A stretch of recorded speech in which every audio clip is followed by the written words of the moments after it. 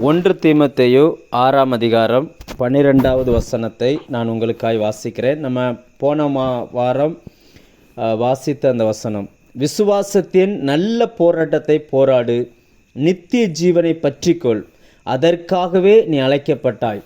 கர்த்தருடைய வார்த்தை நம்மை நோக்கி இந்த மத்தியான வேளையில் அனுப்பப்படுகிறது. விசுவாசத்தின் நல்ல போராட்டத்தை போராடும்படியாகவும் நித்திய ஜீவனை பற்றி கொள்ளும்படியாகவும் நாம் அழைக்கப்பட்டிருக்கிறோம். நம்முடைய அழைப்பு ரொம்ப முக்கியமானது. கர்த்தர் இந்த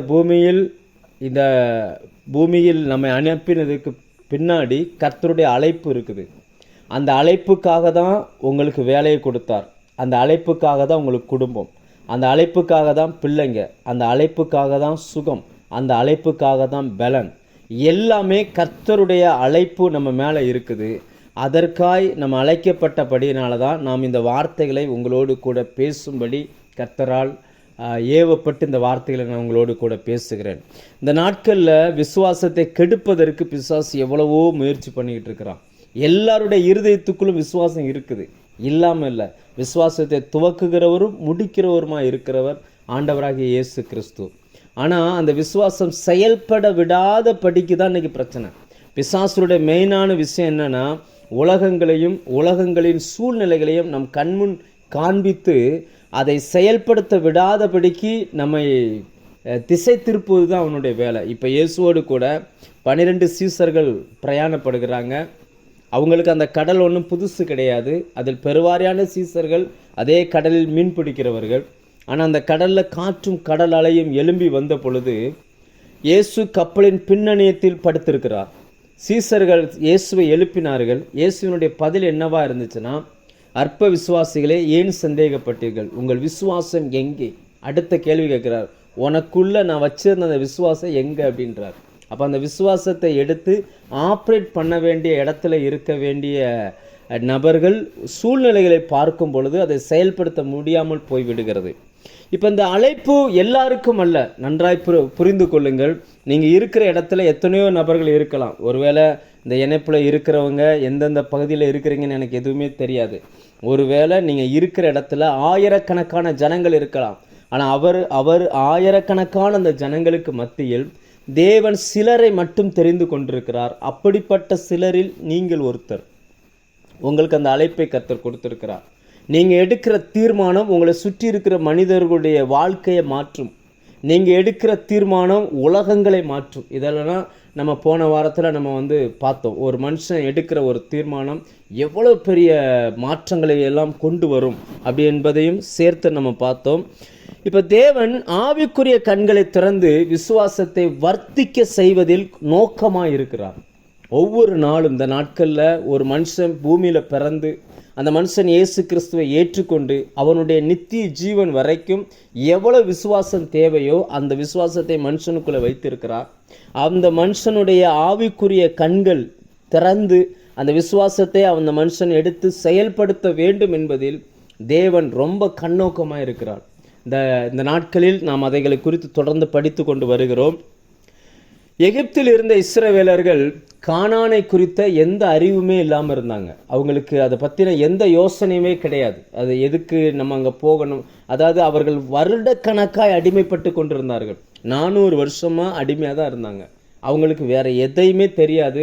அதை விட்டு அடுத்த லெவலுக்கு வரணும்னு கூட அவங்க நினைக்கவே இல்லை. அவங்க என்ன நினச்சாங்கன்னா, எங்கள் அப்பா அப்படி தான் இருந்தார், எங்கள் தாத்தா அப்படி தான் இருந்தார், எங்கள் தாத்தாவுக்கு அப்பா தாத்தா, எனக்கு நினைவு தெரிஞ்சு எல்லோரும் இப்படி தான் இருந்தாங்க, இதுதான் என் வாழ்க்கை அப்படின்னு அவங்க நினச்சிக்கிட்டு இருந்தாங்க. அவர்கள் கானானுக்குள் போக வேண்டும் என்பது அவர்களுடைய திட்டம் அல்ல. ஆனால் அவர்களை உருவாக்கினவருடைய திட்டமே அவர்கள் கானான் வாழ்க்கையை இந்த பூமியில் வாழ வேண்டும். ஏனென்றால் அவர்கள் தேவனுடைய ஜனம். கர்த்தர் அவர்களுடைய முற்பிதாக்களுக்கு கொடுத்த வாக்குத்தத்தம் அது. அதே போல தான் இன்றைக்கு நமக்குன்னு கர்த்தர் வைத்திருக்கிற செழிப்பான ஆசீர்வாதமான நாட்கள் அல்ல நல்ல வாழ்க்கையை நாம் நினைக்காமல் இருந்தாலும் கூட நம்மை அங்கே கொண்டு போவதில் தேவன் குறியாக இருக்கிறார், ஆர்வமாக இருக்கிறார்.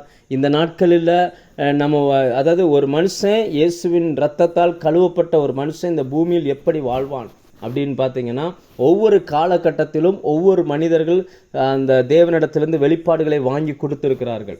ஆனால் இந்த காலகட்டம், நான் வாழுகிற இந்த காலகட்டத்தில் விசுவாசத்தினால் உலகங்களை ஜெயிக்கிற காலம் இது. இன்றைக்கி உங்களுக்குள்ளே இருக்கிற விசுவாசம்தான் உங்களை சுற்றி இருக்கிற சூழ்நிலைகளை ஜெயிப்பதற்கு உங்களுக்கு உதவி செய்யும். அப்படிப்பட்டதான அந்த நாட்கள் இன்றைக்கு நம்ம வந்திருக்கிறோம். நம்முடைய விசுவாசத்தை வைத்து நம்மளால் உலகங்களை ஜெயிக்க முடியும். நம்முடைய விசுவாசத்தை வைத்து உங்களை சுற்றி இருக்கக்கூடிய சூழ்நிலைகள் எல்லாவற்றையுமே மாற்றிக்கொள்ள முடியும். அப்படிப்பட்ட ஒரு காலகட்டத்துக்குள்ளே ஆண்டவர் நம்மை கொண்டு வந்திருக்கிறார். நீங்கள் நினைக்கிறீங்களோ நினைக்கலையோ, விரும்புகிறீங்களோ விரும்பலையோ, நமக்கு பாலும் தேனும் ஓடுகிற நலமும் விசாலமான ஒரு வாழ்க்கையை கர்த்தர் வச்சிருக்கிறார். அந்த வாழ்க்கைக்குள்ளே போகிறதுக்கு தான் நம்ம இப்போ முயற்சி பண்ணி கொண்டிருக்கிறோம். இஸ்ரவேல் ஜனங்கள் எகிப்தில் அடிமையாக இருந்தாங்க. அவர்களை கர்த்தர் ஒரே நாளில் விடுதலை ஆக்கினார். நான் மறுபடியும் அந்த வார்த்தையை சொல்கிறேன். 400 வருஷம் அடிமையாக இருந்தாங்க. தலைமுறையாக அடிமையாக இருந்தாங்க. அந்த அடிமைத்தனத்திலிருந்து ஒரே இரவில் கர்த்தர் அவர்களை விடுதலை பண்ணினார். ஏன் அப்படின்னாச்சுன்னா, அவர்கள் மேலே அவர்களுக்கு எங்கே போகிறோன்னு அவங்களுக்கு தெரியாது, எதுக்காக நம்ம போய்கிட்டு இருக்கோன்னு கூட அவங்களுக்கு தெரியாது. ஆனால் தேவன் அவர்கள் அடிமைப்பட்டு கொண்டு இருக்கும் பொழுதே தேவன் அவர்களுக்கு பாலும் தேனும் ஓடுகிற அந்த வாழ்க்கையை கர்த்தர் வைத்திருந்தார். அப்படி ஒரு இரவில் விடுதலையாக்கப்பட்டு வந்த அந்த நபர்களில் யாருமே இந்த கானானுக்குள்ளே போக முடியாத சூழ்நிலை ஆயிடுச்சு. வெறும் 2 மனிதர்கள் மட்டும் போனாங்க. என்ன காரணம் அப்படின்னாச்சுன்னா, அவர்கள் யாருமே இந்த விசுவாசத்தின் அந்த போராட்டத்தில் அவங்க போராடுறதுக்கு தயாராக இல்லை. அந்த விசுவாச போராட்டத்தை போராடினால் மட்டும்தான் நித்திய ஜீவனை நாம் பற்றி கொள்ள முடியும். அதில் அவர்களை தடை செய்த அநேக காரியங்களை நாம் போன வாரம் ஒரு காரியத்தை நம்ம பார்த்தோம். யாத்திராகமம் 3ஆம் அதிகாரம் அதனுடைய 8ஆம் வசனம் 7ஆம் 8ஆம் வசனத்தை வாசித்து அதிலிருந்து ஒரு காரியத்தை பார்த்தோம். அதனுடைய மீதியை நாம் இன்றைக்கு பார்க்கலாம். ஒருவேளை யாராவது இதில் புதுசாக இருப்பீங்கன்னா, இந்த லைனில் புதுசாக இருப்பீங்கன்னா உங்களுக்காக சொல்கிறேன். ஆண்டவர் அந்த 6 ஜாதிகளின் பெயர்களை எழுதுகிறார். நான் அதை வாசிக்கிறேன். யாத்திராகமம் 3ஆம் அதிகாரம் 7, 8. அப்பொழுது கர்த்தர், எகிப்தில் இருக்கிற என் ஜனத்தின் உபத்திரவத்தை நான் பார்த்து ஆளோட்டிகளின் நிமித்தம் அவர்கள் இடுகிற கூக்குரலை கேட்டேன். அவர்கள் படுகிற வேதனைகளையும் அறிந்திருக்கிறேன். அவர்களை எகிப்தியரின் கைக்கு விடுதலையாக்கவும் அவர்களை அந்த தேசத்தில் இருந்து நீக்கி கானானியரும் ஏத்தியரும் எமோரியரும் பெருசியரும் ஏவியரும் எபூசியரும் இருக்கிற இடமாகிய பாலும் தேனும் ஓடுகிற நலமும் விசாலமுமான தேசத்தில் கொண்டு போய் சேர்க்கவும் இறங்கினேன். அந்த வார்த்தை ரொம்ப முக்கியமானது. அன்றைக்கு அவர்களுக்கு இறங்கின தேவன் இன்று 2000 வருடங்களுக்கு முன்பதாக இயேசு கிறிஸ்து என்கிற பெயரில் இந்த பூமிக்கு வந்து இறங்கினார். அவர் சம்பாதித்த அந்த ரட்சிப்பின் அந்த மேன்மையான வாழ்க்கையை இன்றைக்கு புதிய ஏற்பாட்டில் வாழ்கிற நாம் முழுசாக அனுபவிக்க வேண்டுமானால் அங்கே எழுதப்பட்டிருக்கிற அந்த 6 நபர்களும் 6 வித்தியாசமான அனுபவங்கள். அவைகளை கடந்து தான் நம்மால் அந்த கானானுக்குள்ளே போக முடியும். இன்றைக்கி என்னென்னா, அந்த கானானை அவர்களால் அழிக்க முடியாது, அந்த கானானை கெடுக்க முடியாது. அதே நேரம் நம்ம அங்கே உள்ளே போகாமல் நம்ம தடுக்க முடியும். நம்முடைய விசுவாசத்தை அந்த ஒவ்வொரு சூழ்நிலையும் தடுக்க முடியும். அதில் ஒன்றை தான் நம்ம பார்த்தோம்.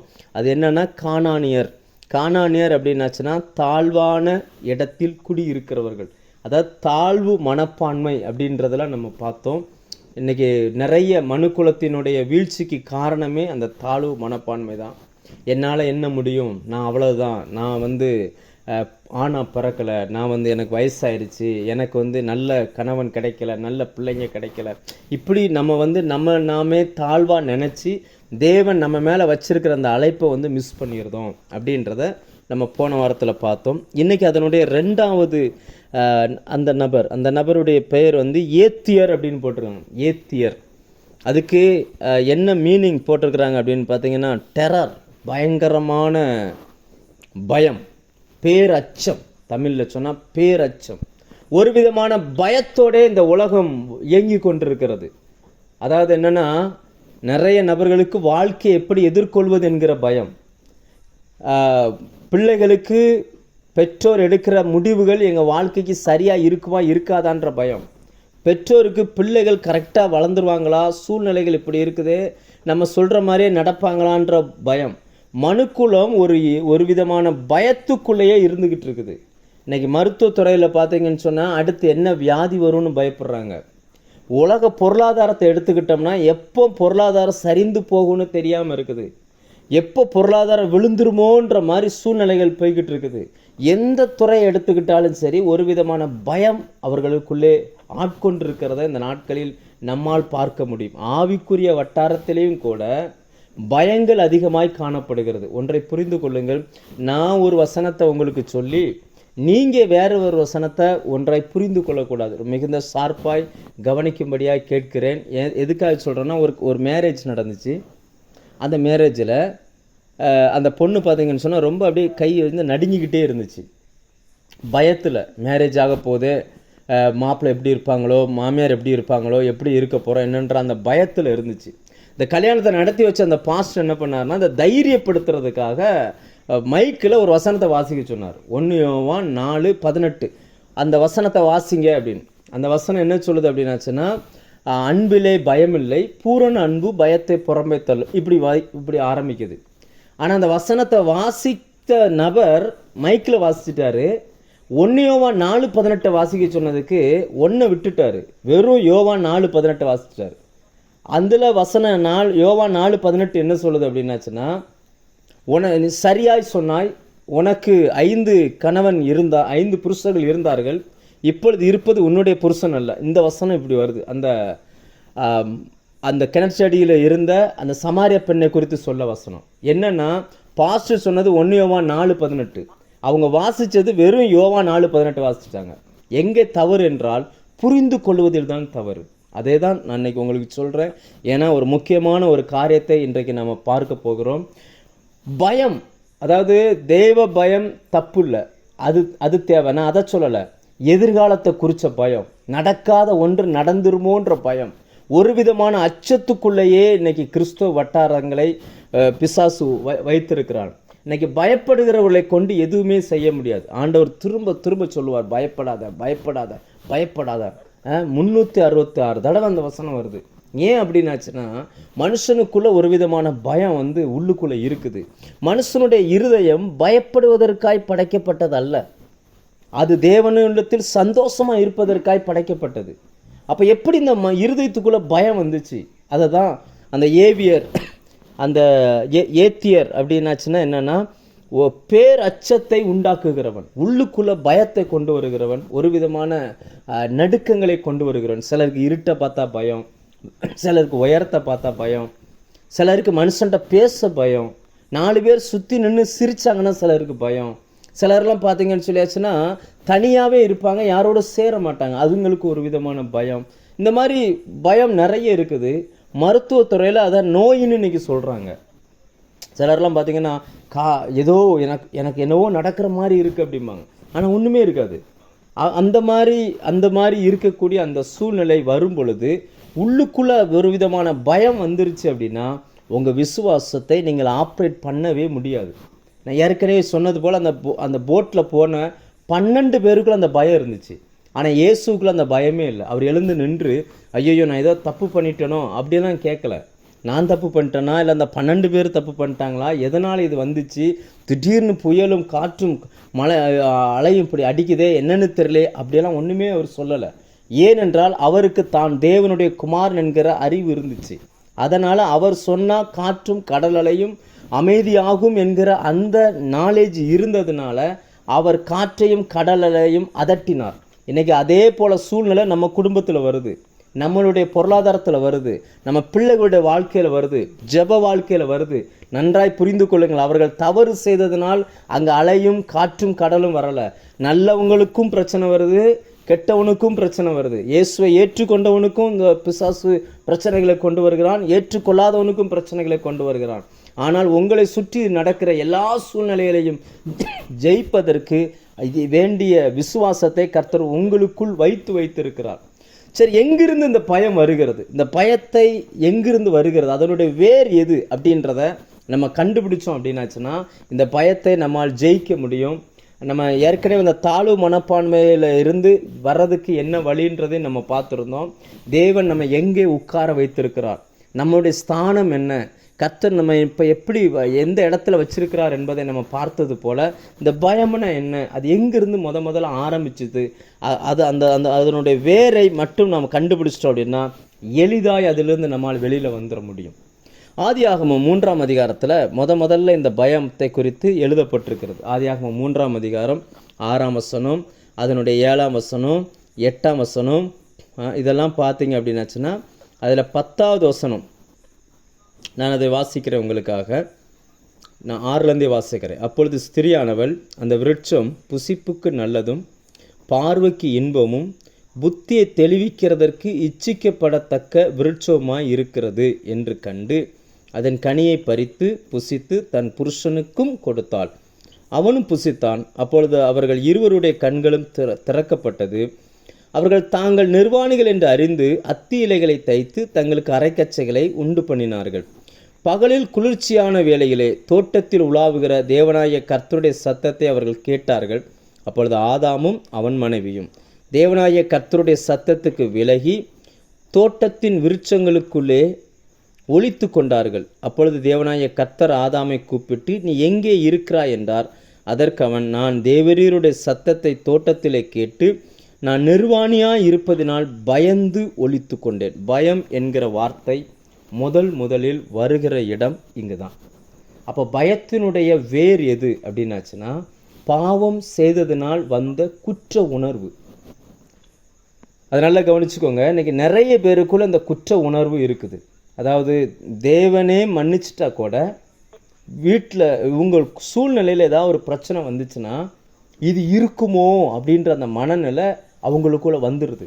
இதனால தான் இருக்குமோ, நம்ம ஏதாவது தப்பு பண்ணிட்டோமோ, இல்லை இதனால தான் இந்த பிரச்சனைகள் வருதோ, ஏதோ நடந்துருச்ச, எங்கேயோ ஒரு இடத்துல தப்பு பண்ணிட்டோமே அப்படின்னு தன்னைத்தானே குற்றவாளியாய் பார்க்கிற அந்த மனநிலை இன்னைக்கு விசுவாசத்தின் எதிரியாய் வந்து நமக்குள்ளே நிற்குது. இந்த குற்ற மனநிலையோடு நம்மளால் எதையுமே பண்ண முடியாது. ஒன்றை நன்றாய் புரிந்து கொள்ளுங்கள், தேவன் மனுஷனுடைய இருதயத்தை படைத்தது குற்ற உணர்வோடு இருப்பதற்கல்ல, தேவனோடு சஞ்சரிப்பதற்கும் தேவனோடு காரியங்களை பகிர்ந்து கொள்வதற்கும். எப்போவுமே அந்த தோட்டத்துக்கு கர்த்தர் வருகிறது ஒன்றும் புதுசு கிடையாது. அவர் அடிக்கடி வருவார். ஆனால் வரும்பொழுதெல்லாம் சந்தோஷமாய் வரவேற்கிற ஆதாம் அன்று போய் பயந்து ஒளிந்து கொண்டார். அன்றைக்கு போய் ஒளிந்து கொண்டார். அவரால் தேவனை முகமுகமாக பார்க்க முடியலை. என்ன காரணம் அப்படின்னு பார்த்தீங்கன்னா ஆதாமுக்குள்ளே வந்த அந்த குற்ற உணர்வு.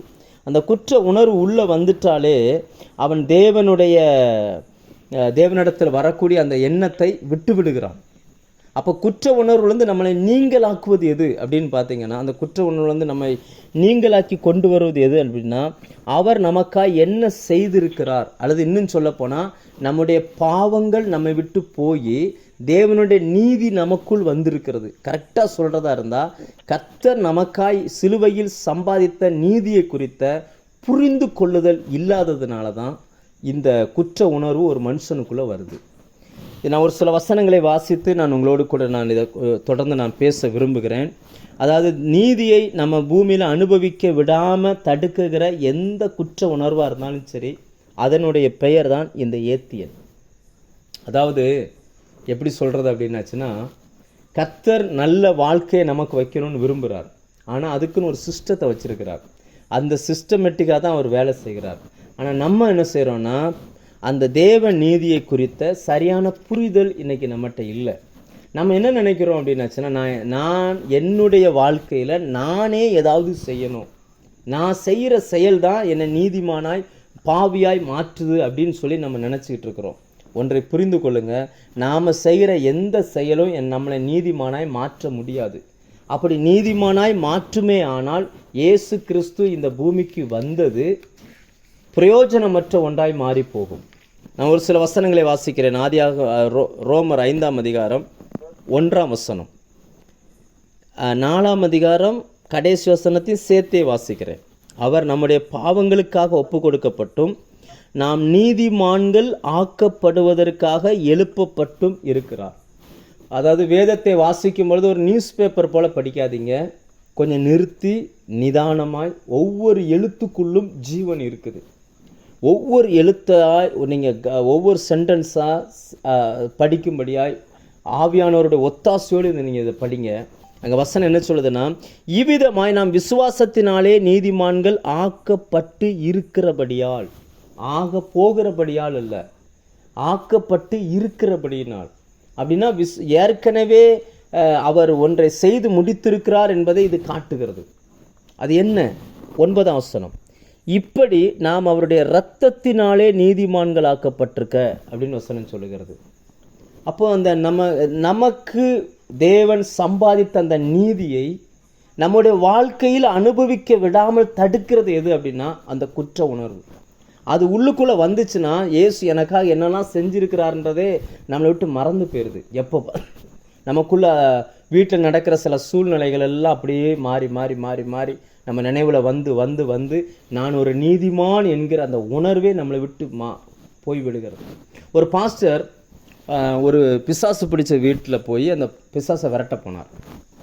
இப்போ போகும்போது அந்த பிசாசு சொல்லுதான், இங்கே பாரு, இங்கே என்னை விரட்டிட்ட, நான் டைரெக்டாக உன் வீட்டுக்கு தான் போவேன் அப்படின்னு சொல்லுது. அப்போ பாஸ்டருக்கு தெரியும், வீட்டில் உடம்பு முடியாத அம்மா இருக்கிறாங்க, அவங்களுக்கு முழங்கால் வலி, எப்போவுமே டென்ஷன் ஆகக்கூடிய மனைவி. இது இங்கே உள்ளே போயிடுச்சுன்னா இன்னும் பிரச்சனை ஆயிருமே. அதாவது பிசாசு சொன்னதை இயேசுவின் நாமத்தில் போனார், அது போயிடுச்சு. ஆனால் அது சொல்லிட்டு போன அந்த வார்த்தை உள்ளுக்குள்ளே இருக்குது, காதுக்குள்ளேயே இருக்குது. வீட்டுக்கு வருகிறார். வீட்டுக்கு வந்தால் அந்த அம்மா கொஞ்சம் கால் வலிக்குதுமான்னு அவங்க அம்மா சொல்லுது. உடனே இவர் ஜெபம் பண்ணுறார், இயேசுவின் நாமத்தில் பிசாசை போன்னு. டம்ளர் கீழே விழுந்தால் கூட இயேசுவின் நாமத்தின்றார். அப்படியே திரும்ப திரும்ப சொல்லிகிட்டே இருக்கிறார், பிசாசை போ பிசாசை போன்னு சொல்லிட்டு ஜெபம் பண்ண போகும்போது ஆவியானவர் சொன்னாராம், ரொம்ப நல்லா இருக்குதப்பா, அவன் ஒரே ஒரு வார்த்தை தான் சொன்னான், நீ அவ்வளவு நம்புகிற, நான் உனக்கு 1000 வார்த்தைகளுக்கு மேலே சொல்லியிருக்கிறேன், நீ நான் சொன்னதை நம்பலையே அப்படின்னு. அப்போ தான் அவருடைய கண்கள் திறக்கப்பட்டுச்சு. அதே போல தான் இன்னைக்கு நாம் நீதிமான்கள் என்று வேதம் சொல்லுகிறது. நீதிமானின் சந்ததி அப்பத்துக்கு இறந்து திரிவதில்லை. நீதிமானுடைய பாதை ராஜ பாதை. அப்போ நீதிமான்கள் ஆக்கப்பட்டு இருக்கிறோம் என்கிற அந்த வார்த்தையை நம்ம ஆழமாய் புரிந்து கொள்ளாததுனால நம்ம இன்னுமே குற்ற உணர்வுலையே நின்றுக்கிட்டு இருக்கிறோம்.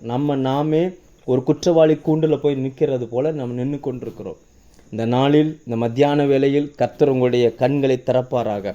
இன்னொரு வசனத்தை சேர்த்து வாசிக்கிற 2 கொரிந்தியர் 5ஆம் அதிகாரம் 21ஆம் வசனம், நாம் தேவனுடைய நீதியாகும்படிக்கு பாவமறியாத அவரை நமக்காக பாவமாய் ஆக்கினார். அந்த வசனம் சொல்லுகிறது பாருங்க, இன்னொரு முறை வாசிக்கிறேன். நாம் அவருக்குள் தேவனுடைய நீதியாகும்படிக்கு பாவமறியாத அவரை நமக்காக பாவம் ஆக்கினார். அப்படின்னா என்னன்னா, பாவம்னா என்னன்னே தெரியாதவரான் இயேசு கிறிஸ்து. ஆனால் அவர் சிலுவையில் எனக்காய் பாவமாய் மாறினார் என்றால், நீதினா என்னன்னே தெரியாத நான் அந்த மரணத்தின் மூலமாய் அவர் என்னை நீதிமானாய் மாற்றி இருக்கிறார். இது எவ்வளவு தூரம் நீங்கள் உள்வாங்குறீங்கன்னு எனக்கு தெரியலை. ஆனால் இந்த சத்தியம் உங்களுக்கு புரிஞ்சால் மட்டும்தான் நீதிமான்களுக்குன்னு கர்த்தர் வைத்திருக்கிற காரியத்தை வாழ்க்கையில் நம்ம அனுபவிக்க முடியும். கிருபையை சத்தியத்தின்படி அறிந்து கொண்ட நாள் முதல் அது வேலை செய்கிறது, அது பலன் கொடுக்கிறது. கொலோசியர் 1ஆம் அதிகாரம் 6ஆம் வசனம் இப்படி சொல்லுகிறது. அப்போ இந்த சிலுவை மரணத்தில், இயேசுவினுடைய அந்த மரணத்தில் அவர் என்னை நீதிமானாய் மாற்றுவதற்கு என்னெல்லாம் செய்திருக்கிறார் என்கிற அந்த அறிவு என்னுடைய கண்களை திறக்குமே. ஆனால் எனக்குள்ளே இருக்கிற குற்ற உணர்வு, குற்ற மனசாட்சி என்னை விட்டு நீங்கி போகும். சிலரில் எவ்வளவு ஜெபம் பண்ணாலும் இன்னும் அந்த குற்ற உணர்வு உள்ளுக்குள்ளேயே இருந்துக்கிட்டு இருக்குது. இன்னும் இன்னும் இன்னும் அப்படின்னு சொல்லி நல்லா புரிஞ்சுக்கோங்க. கர்த்தர் மனுஷனை பாவியாக பார்க்கும் பொழுது அவன் பாவம் செஞ்சதுனால பாவியாக பார்க்கல, ஆதாமுக்குள் பிறந்ததுனால தான் அவனை பாவியாக பார்த்தார். ஆதாமின் வித்து பாவம் செய்யக்கூடிய வித்தாக இருந்துச்சு. ஆனால் இயேசு கிறிஸ்து வந்து மனுஷனுடைய எல்லா பாவங்களையும் ஏற்றுக்கொண்டு சிலுவையில் மரித்து அதன் பிறகு இயேசுவை ஏற்றுக்கொண்ட எல்லாருக்குள்ளும் கிறிஸ்துவின் வித்து தங்கி இருக்குது. இப்போ நம்மளை பார்க்கும் பொழுது அவர் பாவியாக பார்க்கல, நீதிமானாக தான் பார்க்குறார். ஏன்னா அவர் நம்மை அப்படி தான் பார்க்கிறார் என்கிற அந்த வெளிச்சம் இன்னைக்கு நமக்கு வேணும். இதை பழைய ஏற்பாட்டிலேருந்து ஒரு சம்பவத்திலேருந்து நான் உங்களுக்கு சொல்ல விரும்புகிறேன். நீங்கள் தமிழ் பைபிளில், ஆங்கில பைபிள், எந்த பைபிளாலும் எடுத்துக்கோங்க. லேவியராகமம் 3ஆம் அதிகாரத்தில் ஒரு பலி சொல்லப்படுகிறது. அது என்ன அப்படின்னாச்சுன்னா, தமிழில் அதை சமாதான பலின்னு போட்டிருக்கிறாங்க. பொது மொழிபெயர்ப்பில் நல் உறவின் பலி அப்படின்னு போட்டிருப்பாங்க. அதாவது என்ன, தேவனுக்கும் மனுஷனுக்குமான அந்த உறவு பாவியாக இருக்கிற மனுஷனோடு தேவன் உறவு கொள்ள முடியாது. அதே நேரம் அந்த பாவியை நீதிமானாய் அவர் மாற்றிட்டார்னா தேவனிடத்தில் அந்த மனுஷனால் தைரியமாய் பேச முடியும், தைரியமாய் போய் எல்லாவற்றையும் வாங்கி கொள்ள முடியும். அதற்குன்னு ஒரு பலியை ஆண்டவர் வச்சார். அந்த பலியாகவும் இயேசு சிலுவையில் மரித்தார். அந்த பலியை நீங்கள் படித்து பார்த்தீங்கன்னா ஒரு மாடுன்னு எடுத்துக்கிட்டால் ஆணாகவும் இருக்கலாம், பெண்ணாகவும் இருக்கலாம். இல்லை ஒரு ஆடுன்னு எடுத்துக்கிட்டால் ஆணாகவும் இருக்கலாம், பெண்ணாகவும் இருக்கலாம், எதை வேணாலும் இருக்கலாம். அது அடிக்கப்பட்டு அது கொல்லப்படும். அதனுடைய உடம்புல இருந்து 3 பொருட்கள் மட்டும்தான் எடுக்கணும் அப்படிம்பார். ஒன்று குடல், இன்னொன்று சிறுநீரகம், இன்னொன்று கல்லீரல். ஆங்கில பைபிளில் படிங்க, கிட்னின்னு தான் போட்டிருப்பாங்க. ஆனால் தமிழ் பைபிளில் கொஞ்சம் வித்தியாசமான வார்த்தையை பயன்படுத்தி இருக்கிறதுனால அது உங்களுக்கு என்னென்னு மேக்ஸிமம் தெரிஞ்சிருக்கும். ஏன்னா இப்போ ஆங்கிலம் பேசுகிற நாட்டில் தானே இருக்கிறீங்க, மேக்ஸிமம் தெரிஞ்சிருக்கும். இந்த 3 தான் எடுக்க சொல்லுவார். நீங்கள் யோசிச்சு பாருங்கள், ஒரு குடல், ஒரு கிட்னி, ஒரு கல்லீரல், இதை கையில் எடுத்து வச்சுட்டு பாவம் செய்த மனிதன் அந்த பலிபீடத்துக்கு பக்கத்தில் நிற்பான். அந்த பலிபீடமானது நேராக பரிசுத்த ஸ்தலம், மகா பரிசுத்த ஸ்தலத்தில் தேவன் அந்த கிருபாசனத்தின் மேலே உட்கார்ந்துருப்பார். இப்போ அவர் பழைய ஏற்பாட்டில் அங்கிருந்து பார்க்கிறார். இந்த மனுஷன், இப்போ ஒரு எக்ஸாம்பிளுக்கு இப்போ என்னையை வச்சுக்கிட்டோமே, ஒரு ஆசாரியன் மோகனுக்காக அவன் நீதிமானாய் மாறணும், இல்லைனா அவனுக்கு சமாதானம் வேணும். அப்போ தேவனிடத்தில் என்னால் போக முடியலை, எனக்குள்ள ஒரு குற்ற உணர்வு வந்துக்கிட்டே இருக்குது, தேவ சமூகத்துக்கு என்னால் வரவே முடியலை அப்படின்னு சொல்லி வர்றான். அப்படின்னா என்ன பண்ணுவாங்கன்னா அதை அடித்து அதனுடைய அந்த 3 பொருட்களை மட்டும் எடுத்துகிட்டு வருவாங்க. அது எடுத்து கொண்டு வச்சுட்டு அவர் என்ன பண்ணுவார்னா அப்படியே கையில் எடுப்பார். இப்போ விடிச்சுக்கிடுமே, சிறுநீரகத்தை கையில் எடுப்பார். அதில் பைபிளில் ரொம்ப தெளிவாக போட்டிருப்பாங்க, ஏறெடுத்து படைக்கணும், அசைவாட்டி படைக்கணும்னு சொல்லி. அதாவது கீழிருந்து மேலாக கரங்களை உயர்த்துவார். அதாவது அந்த பக்கத்தில் எந்த மனுஷனுக்கு சமாதானம் தேவையோ அவன் அந்த பலிபீட பக்கத்தில் நிற்பான். இந்த ஆசாரியன் அந்த அந்த அந்த மனுஷனுக்கும் தேவன் வீற்றிருக்கிற இடத்துக்கு, அந்த பலிபீடத்துக்கு பக்கத்தில் இருந்தும் என்ன செய்வார்னா அதை அப்படியே கையில் எடுப்பார். கையில் எடுத்து மோகனுக்காக நான் இதை ஏறெடுத்து படைக்கிறேன் அப்படிம்பார். அடுத்து என்ன செய்வார்னா மோகனுக்காக அதை நான் அசைவாட்டி படைக்கிறேன்னு சொல்லி இடது பக்கம், தன் கையில் இடது பக்கத்திலிருந்து வலது பக்கத்துக்கு நேராக கையை திருப்புவார். நீங்கள் நிறைய இடங்களில் இந்த சிலுவை போடுவாங்க இல்லையா, அந்த சிலுவை இந்த சிஎஸ்ஐ சபை, ஆர்சி சபைகளெல்லாம் பார்த்தீங்கன்னு சொன்னால் அவங்க ப்ளஸ் பண்ணும்போது கரங்களை இப்படி உயர்த்தி அப்படி சிலுவை மாதிரி இப்படி வைப்பாங்க.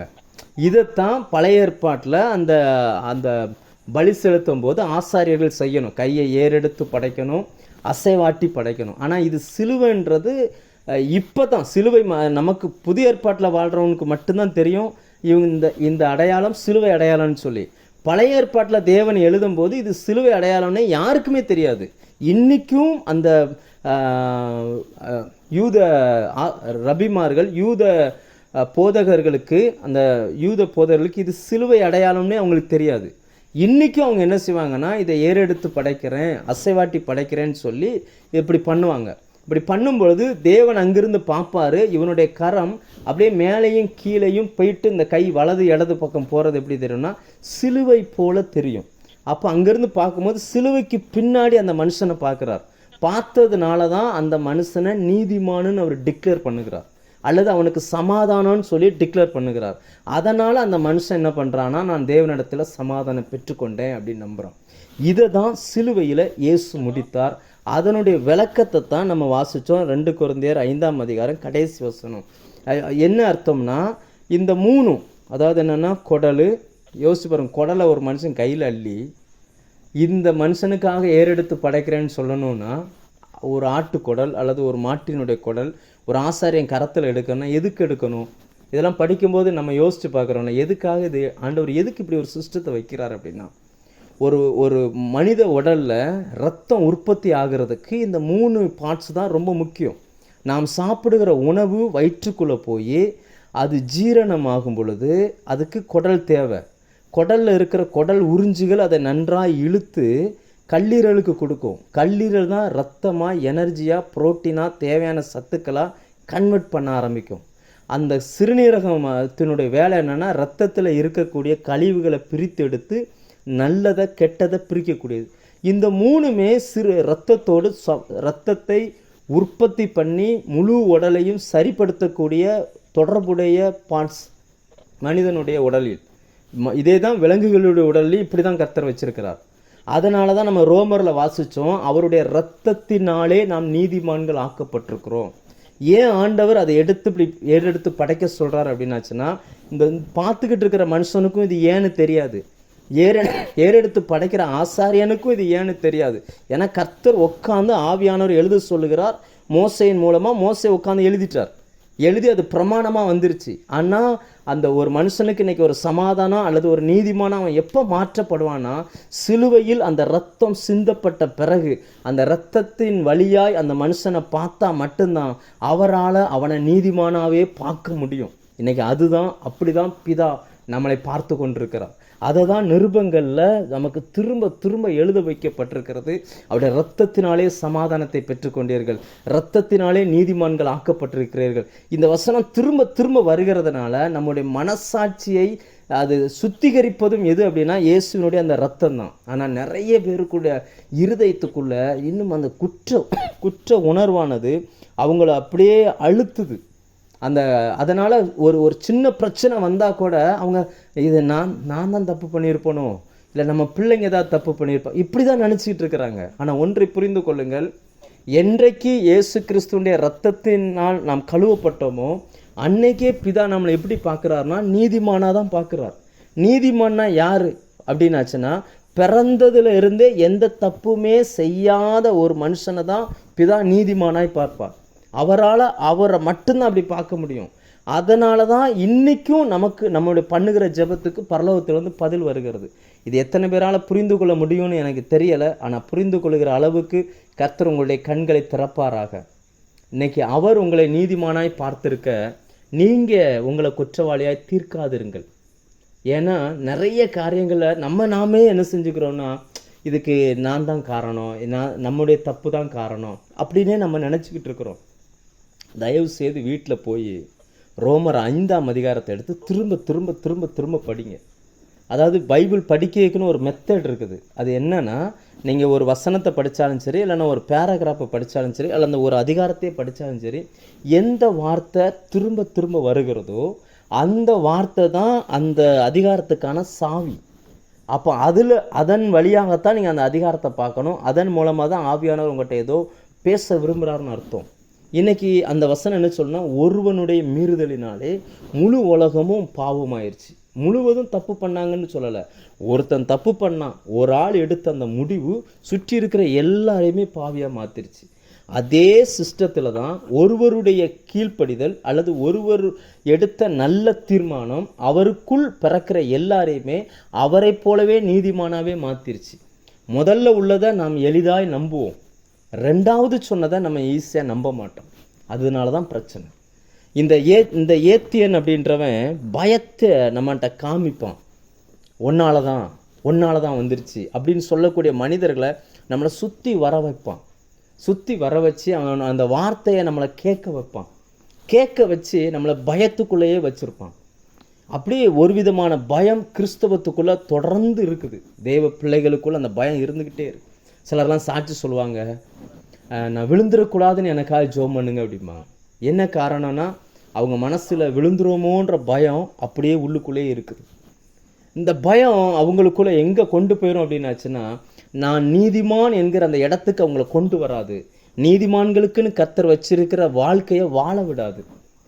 கர்த்தருடைய வார்த்தை என்ன சொல்லுதுன்னா, நீதிமானுடைய பாதை நடுப்பகல் வரைக்கும் அதிகமாய் பிரகாசிக்கிற சூரிய பிரகாசத்தை போல இருக்குது. அப்போ நாளுக்கு நாள் அந்த மனுஷனுக்குள்ளே பார்த்தீங்கன்னா அது எப்படி இருக்குன்னா, இப்போ காலையில் சூரியன் உதிக்குன்னா நீங்கள் அதுக்கு போய் நின்னீங்கன்னா, கிழக்கு பக்கத்தில் போய் நின்னீங்கன்னா உங்கள் நிழல் ரொம்ப தூரமாக விழும். ஆனால் சூரியன் ஒரு 8 மணிக்கு வந்துருச்சுன்னா அந்த நிழல் என்ன ஆகும்னா கொஞ்சம் பக்கத்தில் வந்துடும். 10 மணிக்கு இன்னும் நிழல் பக்கத்தில் வந்துடும். 12 மணிக்கு போனீங்க அப்படின்னாச்சுன்னா அந்த நிழல் உங்கள் காலடியில் மட்டும்தான் இருக்கும்.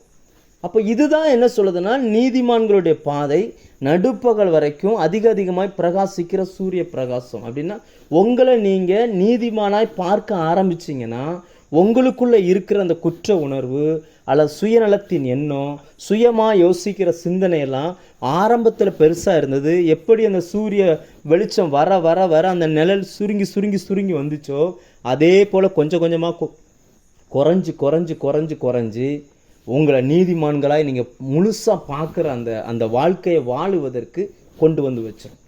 இன்றைக்கி நிறைய பேருடைய வாழ்க்கையில் கர்த்தர் வைத்திருக்கிற அந்த இடத்தை ரீச் பண்ண முடியாமல் போனதுக்கு காரணம் என்னென்னா, அவங்களுக்குள்ள எழும்பின இந்த குற்ற உணர்வு. அதை அவங்களால ஜெயிக்கவே முடியலை. எத்தனையோ பாவ அறிக்கைகளை பண்ணினாலும் கூட திடீர்னு ஒரு பிரச்சனைன்னு வரும் பொழுது அவங்க இருதயம் அதுக்குள்ளே போயிடுது. நம்ம ஏதாவது தப்பு பண்ணியிருப்போம் போல இருக்குது, ஏதோ செஞ்சுருப்போம், இந்த எண்ணம் தான் வருதே தவிர நான் நீதிமான், என் வாழ்க்கை இப்படி தான் இருக்கும், கர்த்தர் எனக்குன்னு இதை வச்சிருக்கிறார். நீதிமான்களுடைய பாதை ராஜ பாதை. ஒரு ராஜா வர்றதுக்கு முன்னாடி அந்த பாதை எப்படி கிளியர் பண்ணப்பட்டு அந்த ராஜா போவாரோ அப்படி தான் நாம் வருவதற்கு முன்பாகவே எல்லாமே ஆயத்தமாக்கப்பட்டிருக்கிறது. தேவன் நமக்கென்று ஆயத்தமாக்கப்பட்டிருக்கிற ஒன்றை தான் நாம் வாழ்ந்து கொண்டிருக்கிறோம். நீதிமானுடைய சந்ததி தான் இந்த பூமியில் கைவிடப்படாமல் இருக்கும். தாவீது சொல்கிறார் இல்லையா, நான் இளைஞனாக இருந்தேன், முதிர் வயது உள்ளவனும் ஆனேன், ஆனாலும் நீதிமான் கைவிடப்பட்டதையும் அவனுடைய சந்ததி அப்பத்துக்கு இறந்து திருந்ததையும் நான் காணவில்லை அப்படின்றார். அப்போ நீங்கள் இந்த நாட்களில் உங்களை எப்படி பார்க்குறீங்கன்றது ரொம்ப ரொம்ப முக்கியமாக இருக்குது. இன்றைக்கி நாம் நம்மளை எப்படி பார்க்குறோம்? இந்த ஏத்தியன் அந்த பாலும் தேனும் ஓடுகிற நலமும் விசாலவுமான அந்த தேசத்துக்கு போக விடாமல் தடுத்துருவான். அந்த குற்ற உணர்வோடு நம்ம செயல்பட்டுக்கிட்டு இருந்தோம் அப்படின்னாச்சுன்னா தேவன் நமக்கு வைத்திருக்கிற நல்ல காரியங்களை நம்மால் செய்யவே முடியாது. எப்போவுமே அது நமக்குள்ளே கடந்து அப்படி அழுத்திக்கிட்டே இருக்கும். இன்னைக்கு கர்த்தர் அதிலேருந்து உங்களை விடுதலை ஆக்குவாராக. கண்கள் சத்தியத்துக்கு நேராக திருப்பப்படட்டும். இன்னொரு வசனத்தை கூட வாசிக்கிறேன். ஏசாயா 53ஆம் அதிகாரம் அதனுடைய 11வது வசனம். அவர் தமது ஆத்தும வருத்தத்தின் பலனை கண்டு திருப்தி ஆவார். என் தாசனாகிய நீதிபரர் தம்மை பற்றும் அறிவினால் அநேகரை நீதிமான்கள் ஆக்குவார். இந்த வசனம் சொல்லுகிறது அது சிலுவை மரணத்துக்கு முன்பு எழுதப்பட்ட தீர்க்க தரிசனம். ஆனால் அதை ரோமரில் எழுதும்போது எப்படி எழுதுறாங்கன்னா, நீங்கள் ஏற்கனவே நீதிமான்கள் ஆக்கப்பட்டு இருக்கிறீங்க. இதை எழுதின ஏசாயா தீர்க்க தரிசிக்கு தெரியும் இது நம்ம காலத்தில் நடைபெறது கிடையாது, எதிர்காலத்தில் நமக்கு பிறகு நடக்க போகிற ஒரு காரியம். அதனால தான் அவர் எழுதுகிறார், தம்மை பற்றும் அறிவினால் அநேகரை நீதிமான்கள் ஆக்குவார். இன்னைக்கு இயேசு கிறிஸ்துவை பற்றுகிற அறிவு நமக்குள்ளே எவ்வளோ வந்திருக்குது, அந்த சிலுவை மரணத்தை குறித்த அறிவு எவ்வளோ வந்திருக்குது, என்னெல்லாம் நடந்துச்சு, ஒன்று அதை நினச்சி யோசிச்சு பாருங்கள். என் பாவத்தை அவர் சுமந்தார்னா அவருடைய நீதியை நான் சுமக்கிறேன். என் பாவத்தை அவர் சுமந்தான்றதை நம்ம நம்புகிறோம், ஆனால் அவருடைய நீதியில் தான் நான் வாழ்கிறேன் அப்படின்றத நம்ம நம்ப மறுக்கிறோம். நம்ம நம்புகிறோன்னு சொல்கிறோம், ஆனால் அதனுடைய பிரதிபலனை நம்மளால் என்ன செய்ய முடியலை, லைஃப்பில் அனுபவிக்க முடியலை. பரலோக தேவன் இந்த நாட்களில் அப்படிப்பட்டதான ஒரு மேன்மையை கர்த்தர் நமக்கு வச்சிருக்கிறார். நீங்கள் யோசிச்சு பாருங்கள், இயேசு சிலுவைக்கு வராமல் இருந்திருந்தா, சிலுவையில் மறிக்காமல் இருந்திருந்தா பழைய ஏற்பாட்டில் எங்கே நின்றுப்போம்? நம்ம அங்கே வாழ்ந்திருந்தோம்னா எங்கே நின்றுப்போம்? ஒரு புறஜாதி மனுஷன் தேவன் இருக்கிற இடத்துலேருந்து 3000 அடி தள்ளி நிற்கணும். ஒரு ஆசாரியனாக இருந்தால் 30 அடி தள்ளி நிற்கணும். ஒரு உள்ளே வரக்கூடிய ஒரு ஆசாரியன் ஒரு 3 அடி கேப்பில் தான் நிற்க முடியும். ஏன்னா மகாபரிசுத்த ஸ்தலத்துக்குள்ளே வர முடியாது. ஒரு பிரதான ஆசாரியனாக இருந்தால் கூட 2 அடி கேப்பில் தான் நிற்கணும். அந்த திரையை திறந்துட்டு உள்ளே போய் அந்த ரத்தத்தை மட்டும்தான் தெளிக்க முடியும். ஆனால் உங்களுக்கும் எனக்கும் சிலுவையில் இயேசு சம்பாதித்த அந்த இரக்கம், அந்த புண்ணியம் எங்கே கொண்டு வந்து வச்சுருக்கு பாருங்கள். நம்ம மகா பரிசுத்த ஸ்தலத்துக்குள்ளே பிரவேசிக்கிற ஸ்லாக்கியத்தை அவருடைய மரணத்தின் மூலமாய் புதிதும் ஜீவனுமான மார்க்கத்துக்குள்ளே பிரவேசிக்கிற இடத்துக்குள்ளே கர்த்தர் நம்மை கொண்டு வந்து வைத்திருக்கிறார். இன்றைக்கி குற்ற உணர்வுகள் நம்மை விட்டு இயேசுவின் நாமத்தில் வெளியேறி போகட்டும். நம்ம தப்பு பண்ணிட்டோம் அப்படின்னா வருகிறது, எவ்வளவு தவறு பண்ணியிருந்தாலும் பரவாயில்ல, தேவ சமூகத்தில் போய் அறிக்கையிட்டீங்கன்னா அவருடைய ரத்தம் உங்களை கழுவி சுத்திகரிக்கும். பாவம் பெருசா இயேசுவின் ரத்தம் பெருசான்னு கேட்டால் இயேசுவின் ரத்தம் பெருசு. அதாவது என்னென்னா, அதை ஒரு முறை நம்ம கழுவப்பட்டுட்டோம் அப்படின்னாச்சுன்னா திரும்ப அதே தவிர திரும்ப நீங்கள் அறிக்கை பண்ணாது இருக்க பழகி கொள்ளுங்கள். இது கிறிஸ்தவத்தில் இருக்கக்கூடிய ஒரு பெரிய பிரச்சனை. இன்றைக்கி நிறைய நேரங்களில் சில சத்தியங்களை கேட்கும் பொழுது விசுவாசம் அப்படியே கூடுற மாதிரி இருக்கும். ஏன்னா நம்மளை கொண்டு கர்த்தர் பலத்த காரியங்களை செய்வார். ஆனால் அதுக்கப்புறம் தனிப்பட்ட வாழ்க்கையில் இந்த சூழ்நிலை வரும் பொழுது இந்த பயம் வந்துடும். திடீர்னு மருந்து டாக்டர் மாற்றி எழுதிட்டாருன்னா பயம் வந்துடுது. இந்த மருந்து சரியாக இருக்குமா தப்பாக இருக்குமா, இது சாப்பிட்லாமா சாப்பிடக்கூடாது, இந்த மாதிரி ஒன்றை புரிஞ்சுக்கோங்க. நம்முடைய சோர்ஸ் வந்து நம்முடைய வேலை இல்லை. நம்ம சரீரத்தை பலப்படுத்துகிறது நாம் எடுக்கிற மருத்துவங்கள் அல்ல. கர்த்தர் தான் நம்முடைய சோர்ஸ். சிலுவையில் சிந்தின அந்த இரத்தம் தான் நம்மளை காப்பாற்றுகிறது. அந்த இரத்தத்தின் வல்லமையில தான் இன்னைக்கு நீங்களும் நானும் நீதிமான்கள் ஆக்கப்பட்டு இருக்கிறோம். நாம் நீதிமான்கள் ஆகிக்கொண்டே இருக்கிறோம். அதாவது என்னென்னா, அவருடைய பார்வையில் நீதிமானாக மாற்றிட்டார். ஆனால் நாம் அறிய எப்படி அந்த வெளிச்சம், அந்த சூரிய வெளிச்சம் 6 மணிக்கு சூரிய வெளிச்சம் ஒரு மாதிரியாக இருக்குது, 8 மணிக்கு இன்னும் கொஞ்சம் டார்க், இன்னும் கொஞ்சம் அதிகமாக வருது, 10 மணிக்கு இன்னும் அதிகமாக வருது, 12 மணிக்கு இன்னும் அதிகமாக வருது. நம்ம அந்த நீதியின் சூரியனாகிய இயேசுவை அறிய நமக்குள்ளே இருக்கக்கூடிய அந்த குற்ற உணர்வு, தேவையில்லாத விஷயங்கள், நான் நீதிமான் என்கிறதை தடுக்கிற என்னுடைய சுய கிரியைகள் எல்லாம் கொஞ்சம் கொஞ்சமாக அந்த நிழல் சுருங்கிறது போல் சுருங்கி ஒரு கடைசியில் அது நம்ம காலை சுற்றிலும் மட்டும்தான் இருக்கும், வெளியில் எங்கேயுமே தெரியாது. அப்படிப்பட்ட ஒரு வாழ்க்கையை தான் இந்த பூமியில் வாழ்வதற்கு கர்த்தர் நம்மை அழைத்திருக்கிறார். சிலுவை மரணத்துக்கு முன்பு வர நம்மை தேவன் பாவியாக பார்த்தார், அதில் மாற்றுக்கருத்தே இல்லை. ஆனால் சிலுவை மரணத்துக்கு பிறகு நம்மை இயேசுவின் வித்தாய் நீதிமானாய் பார்க்கிறார். பிறந்தது முதல் ஒரு தவறுமே செய்யாத நபராகத்தான் அவர் நம்மை பார்க்கிறார். அதில் மாற்றுக்கருத்தே கிடையாது. நீங்கள் திரும்ப அந்த சத்தியத்தை விசுவாசிங்க, சத்தியத்தை கேளுங்க, வசனங்களை திரும்ப படிங்க. ரோமர் 5ஆம் அதிகாரம் 6ஆம் அதிகாரம் அதை திரும்ப படிங்க. 1 கொரிந்தியர் 6ஆம் அதிகாரத்தை படித்து பாருங்கள். அதில் சில மனிதர்களுடைய சுபாவங்களை எழுதிக்கிட்டே வருவார். அப்படி எழுதிட்டே வந்தோன்னு அடுத்து சொல்வார், உங்களிலும் சிலர் இப்படிப்பட்டவர்களாக இருந்தீர்கள், கர்த்தராகிய இயேசு கிறிஸ்துவினுடைய இரத்தத்தினாலே நீதிமான்கள் ஆக்கப்பட்டீர்கள் அப்படிம்பார். அவ்வளோ பெரிய தவறு செய்த மனிதர்களை கூட இயேசுவினுடைய இரத்தம் நீதிமானாய் மாற்றிடுச்சு. இன்றைக்கி அந்த நீதிமான் என்கிற அந்த உணர்வை நம்மை அடைய விடாமல் தடுப்பது தான் குற்ற உணர்வு. அந்த குற்ற உணர்வு உங்களுக்குள்ளே இருக்கிற வரைக்கும் தேவன் நமக்குன்னு வைத்திருக்கிற மேன்மையான மகிமையான வாழ்க்கையை நம்மால் இந்த பூமியில் வாழவே முடியாது. இயேசு கிறிஸ்துவின் இரத்தத்தின் வல்லமையினால் அது கம்ப்ளீட்டாக மாற்றப்படுவதாக. அந்த பலியை போல, அந்த பலியை எப்படி செலுத்தினாரோ, அந்த செலுத்தும் பொழுது அந்த சிலுவையை பார்த்து அந்த மனுஷனை நீதிமானாய் மாற்றினார்ல, அது நிழல், சிலுவை நிஜம். நம்ம இன்றைக்கு நிஜத்தில் வாழ்ந்துக்கிட்டு இருக்கிறோம். இன்றைக்கி சிலுவை குறித்த அந்த அறிவு நம்முடைய கண்களை திறக்கட்டும். கர்த்தர் உங்களோடு கூட பேசியிருப்பார் என்று நான் விசுவாசிக்கிறேன். நாம் ஜெபிக்கலாம். கண்களை மூடி